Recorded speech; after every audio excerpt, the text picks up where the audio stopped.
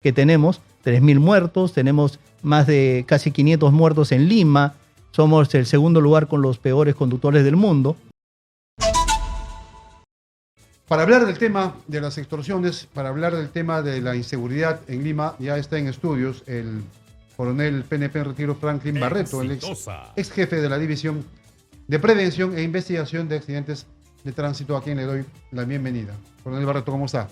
¿Cómo está, Tito? Buenas noches, bienvenido a La Hora del Volante. Buenas noches, ¿cómo está? ¿Qué hacer, coronel? Seguramente usted o a usted también le ha llegado ese video de la manera tan salvaje de estos que se hacen llamar los injertos del Cono Norte, disparando, ¿no? casi a quemarropa a un conductor de un colectivo. Dicen porque se negó a pagar cupos de extorsión. ¿Qué debemos hacer o qué deben hacer las autoridades? Bueno, en principio, esa es una consecuencia de este caos que en la actualidad representa el transporte público. Es un caos ya generalizado, compuesto de diversos tipos de mafias, porque hay mafias también enquistadas dentro del aparato estatal que no permiten que esto fluya o vaya a un camino correcto. Existen proyectos de los mismos congresistas que alientan justamente a este tipo de informalidad, de ilegalidad, y que este tipo de delincuencia busca precisamente ese caos para introducirse ahí y lograr pues su beneficio económico. ¿Qué debería hacer el Estado? Bueno, el Estado debería en realidad valorar lo que significan, lo que es la inseguridad vial y lo que es la inseguridad ciudadana. Para el poblador le interesan mucho las dos cosas. Para la inseguridad vial tenemos más de 3.000 muertos en el año, que es una cifra que se mantiene como tendencia. O sea, no podemos decir que hay una disminución ostensible, ¿no? Hay accidentes, producto de accidente de tránsito, ¿no? El día de hoy ha fallecido la suboficial Adriana Rodríguez en el Callao a consecuencia de un accidente de tránsito que desde todo punto de vista, así es, y es un accidente absurdo como lo es la gran mayoría de este tipo de hechos, de este tipo de siniestros viales. Y por otro lado está la inseguridad ciudadana. Y esto se refleja en la falta de orden, ¿no? En la falta de adecuadas políticas públicas para tocar estos temas que tienen mucha relación. Porque uno puede decir, pues las extorsiones están en otro lado, la parte del delito. No, las extorsiones son parte también de esta informalidad que hay. Si el Estado ve al transporte condicionado al auto particular, es decir, no viendo el interés, no viendo la importancia que necesita el valorarse con el transporte público y hacerlo eficiente, hacerlo ordenado, económico, seguro, esto va a seguir avanzando y lamentablemente vamos a ver que muchas organizaciones delictivas se van a valer justamente de esto, ¿no? Ahora, estas organizaciones lo que buscan es sembrar el terror y ellos mismos se graban, se autodenominan con nombres que causan temor para precisamente amedrentar a las futuras víctimas, ¿no? Para que la próxima víctima ya no, digamos, acceda finalmente a la petición, ¿verdad? Se graban precisamente para atemorizar, para sembrar el terror en la sociedad. Y precisamente ese es el medio que utilizan, sembrar el terror, generar este miedo ya colectivo, porque también se va ya hacia los pasajeros, porque los pasajeros tampoco ya se sienten seguros de poder estar dentro de un vehículo de transporte público y adoptan nombres que se relacionan mucho con aquellas organizaciones delictivas de antaño que en algún momento también sembraron el terror, como los injertos, ¿no? Entonces toman estos nombres, injertos del norte, en otras ciudades del país también, hacen lo mismo, tratan de captar a la población como si fuera esto una situación de beneficio también para ellos, o sea, es decir, para que no los miren mal, y lamentablemente vemos que el Estado se muestra ineficaz para poder atacar el problema. Ahora, ¿pasa por un tema de decisión política o de que...? No, definitivamente es un tema de decisión política, o sea, definitivamente, ¿no? Las políticas de Estado tienen que estar acompañadas de toda una serie de acciones que concatenadamente se oriente pues a buscar este fin supremo, que es generar orden, ¿no? Generar paz, tranquilidad, ¿no?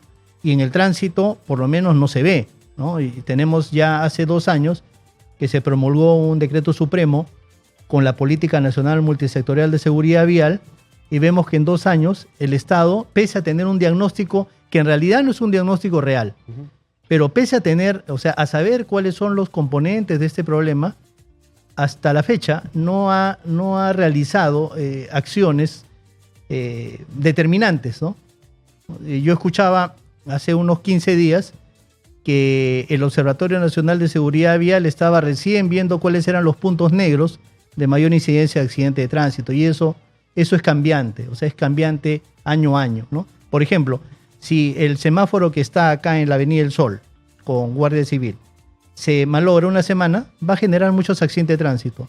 Estadísticamente se convierte en un punto negro, pero si el semáforo se arregla, ya deja de ser un punto negro. Entonces, de nada vale estar trabajando sobre cuestiones de un año anterior cuando ni siquiera se han analizado los factores que han determinado cada accidente, ¿no? Entonces, se ve que las causas que han sido detectadas como problema público en esta política nacional no han sido o no están siendo abordadas por el Estado.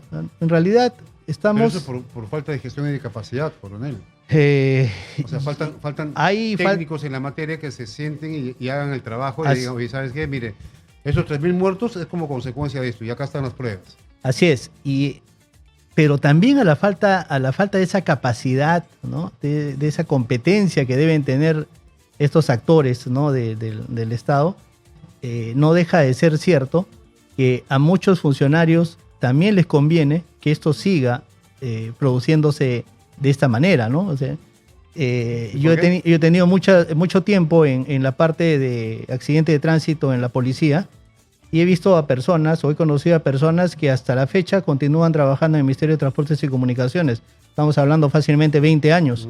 Entonces, esas personas conocen perfectamente el problema, saben cuál es el problema, cuál es el diagnóstico. Así es, cuál es la raíz. También las propuestas por supuesto, así es, y no se genera esto, ¿no? Por el contrario, se alienta mucho al tema de la informalidad, ¿no? Y se le da, por un lado, hay doble discurso, ¿no?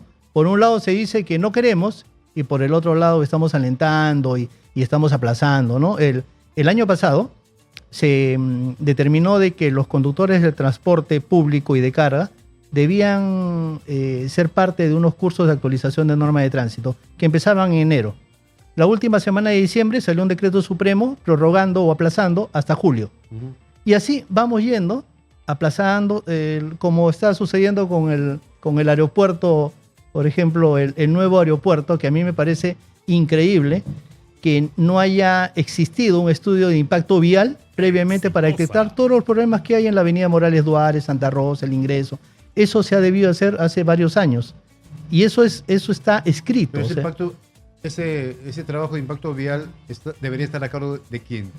¿Del Ministerio de Transportes o de la policía? Esos estudios están a cargo del Ministerio de Transporte, son parte de los requisitos de la concesionaria, pero lamentablemente las concesionarias no tienen el suficiente conocimiento técnico y tampoco causal de cómo se desarrolla el tránsito en nuestro país. Nuestro país es una... No por algo ocupamos el segundo lugar con los peores conductores del mundo, ¿no? Entonces, se debe conocer cuál es la idiosincrasia, la conducta de la persona, tanto conductor como peatón, para poder hacer un buen diseño de un programa que dé las alternativas correctas, ¿no? Para solucionar el problema. Ahora, en el tema de los accidentes, que usted ha trabajado mucho en la División de Prevención e Investigación de Accidentes de Tránsito, pasa por el factor humano generalmente, más que por un factor mecánico, ¿no es cierto? O del propio vehículo. Así es. Y pasa por el tema de la imprudencia. Lima está considerada como la ciudad más congestionada de Sudamérica y está dentro de las 6 o 7 más congestionadas del mundo, ¿no es cierto? Y esto pasa porque los conductores manejan mal, los peatones no respetan las normas de tránsito también, los pasajeros también, las motocicletas también. Existen ciclovías antitécnicas que se habilitaron o construyeron en la época del COVID y que continúan ahí, y lo que convierten a Lima en una ciudad sumamente congestionada. Pero, ¿qué deberíamos hacer desde el lado humano para empezar por algo, coronel? Mire, cuando se analizan las causas de los accidentes de tránsito y se va a la parte humana, se identifican 3 causas principales. La imprudencia, que es la falta de sentido común, la agresividad, ¿no?, la temeridad. La negligencia, que es el dejar de hacer algo que yo estoy obligado a hacerlo. Y la impericia, que es no saber, o sea, no saber caminar, no saber conducir, No saber y también no saber las reglas de tránsito. Entonces, cuando nosotros vemos las estadísticas que nos dan los diferentes estamentos del Estado, vemos que la principal causa es la imprudencia del conductor y la imprudencia del peatón. Pero la imprudencia tiene dos componentes que son necesarios. La imprudencia necesita que se sepa que el acto que se está realizando está mal, ¿no? Y el otro componente es que se quiera hacer.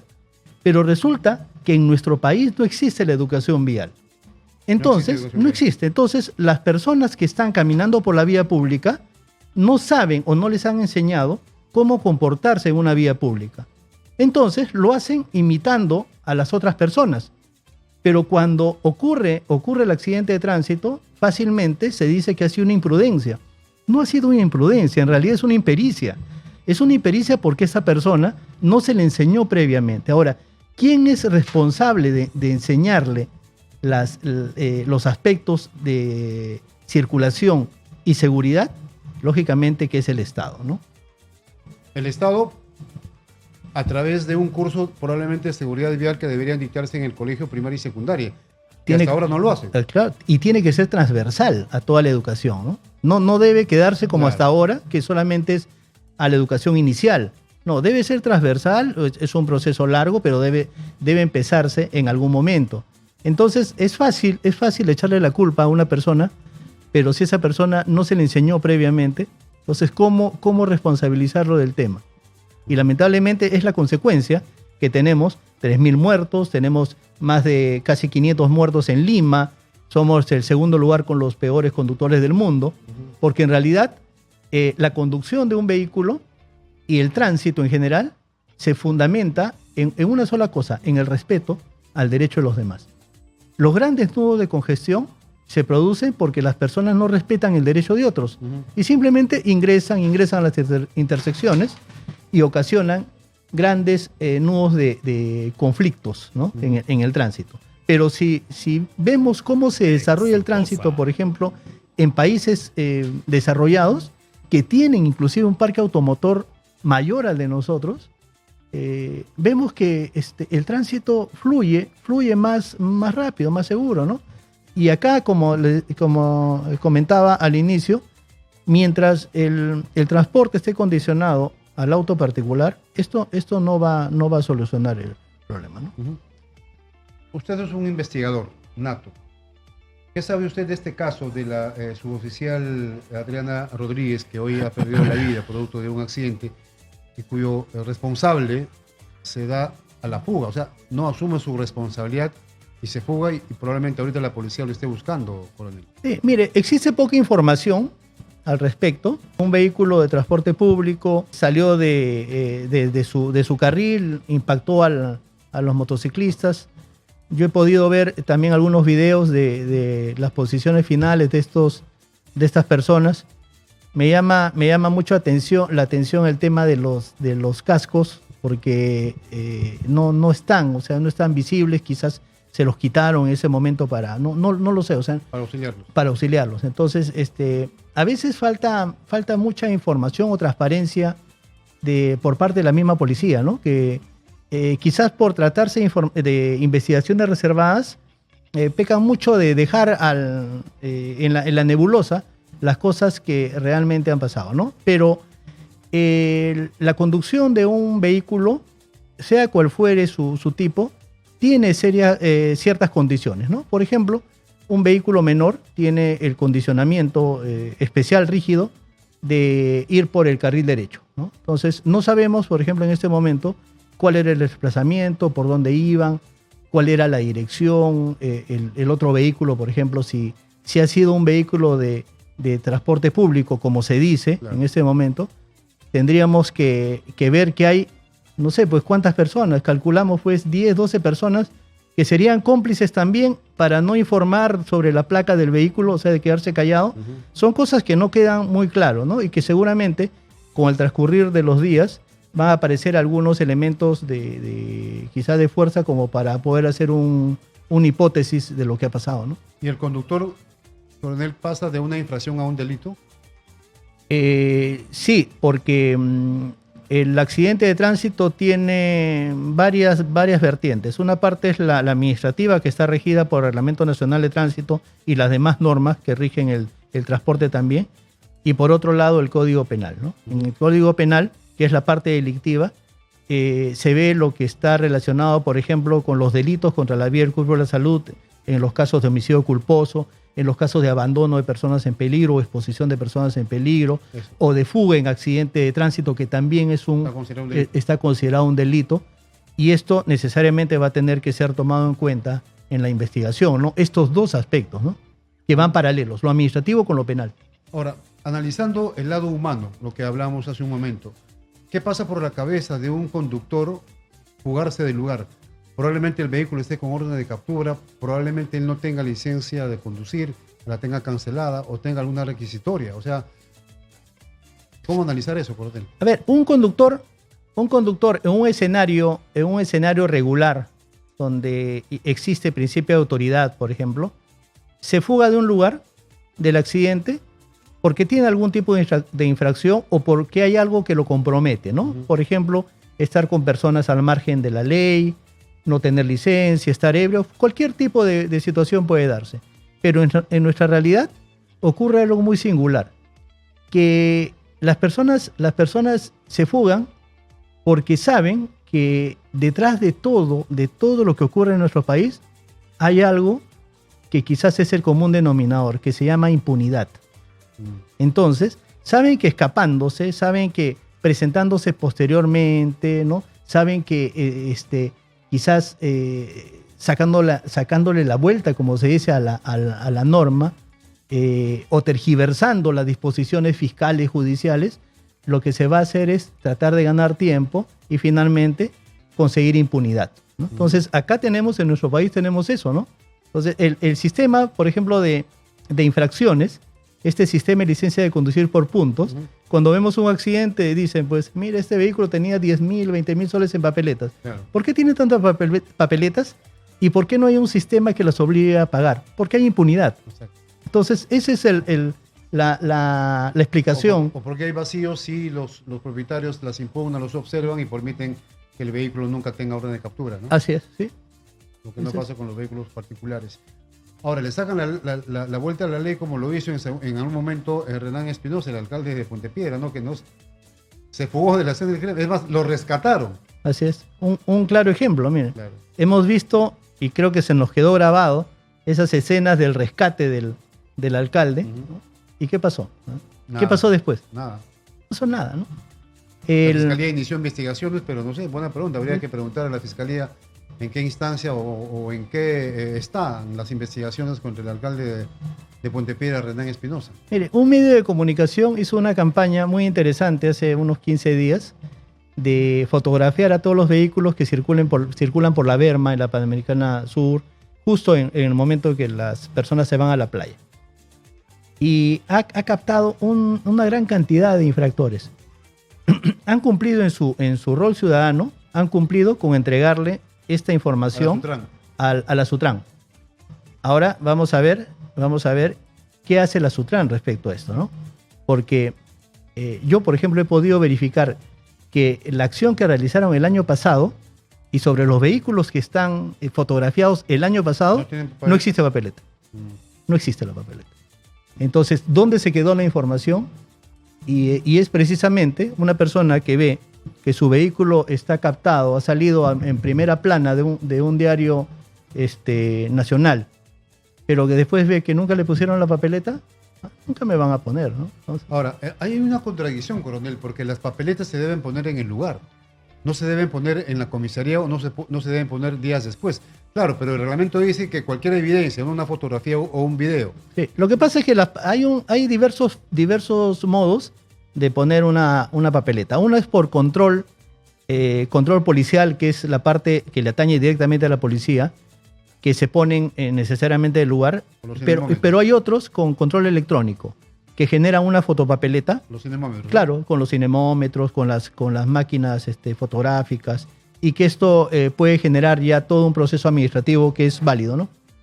Ah, es válido. Entonces, habría que ver entonces de aquí a un tiempo si es que Así finalmente es. se Habría pusieron que ver, pues. Vamos a ver si Sutran también se pone, como decimos comúnmente, se pone la camiseta Ujú, y actúa, porque esa es su función. claro. O sea, en realidad, el medio de comunicación le está haciendo el trabajo a la Sutran. Claro. Le está haciendo el trabajo porque ese trabajo es de ellos. La norma dice que ellos son los que detectan las infracciones Ujú. con medios electrónicos, tecnológicos, computarizados, ¿no? Claro, pero la estructura no hace su chamba, le digo, porque acá hemos descubierto, en el programa le digo, a decenas o centenares de empresas de transporte interprovincial cuyos buses tienen papeletas M20 por exceso de velocidad captado por el GPS. Pero los buses siguen circulando. No hay ningún bus en el depósito y todas esas papeletas o infracciones no las pagan. Están esperando probablemente que caduquen o que lleguen Sí. a su prescripción para seguir. En ese caso hay algo que, como dicen, está escondido ya, ¿no? El Reglamento Nacional de Tránsito dice de que en los casos que se toma una papeleta así, de esa manera, por ejemplo una M20, que es la de exceso de velocidad, se presume al propietario como el responsable, siempre y cuando el propietario no indique quién estaba a cargo del vehículo. Entonces lo que hacen las empresas es decirle a la Sutran: yo simplemente salgo de la escena porque quien manejaba el vehículo era fulanito de tal. Entonces la Sutran tiene la obligación de sacar a este responsable y pasárselo al conductor. Y el conductor nunca la paga. Pero eso Y no la, pasa, y, la, y, la, mm, la empresa está sin papeletas. Ajá. Lo que no pasa con Claro. los particulares, ¿no? Así es. Porque las papeletas acá por exceso de velocidad quien paga es el Así es, propietario. así es. Generalmente acá paga el propietario, porque el propietario le pone la foto, pero acá el reglamento dice, ¿no? Claro. Si es que el propietario puede verificar y puede determinar quién estaba a cargo del vehículo en ese momento, Ujú. la papeleta irá para esa persona, ¿no? Muy bien, coronel Barreto, gracias por estar en la hora del volante.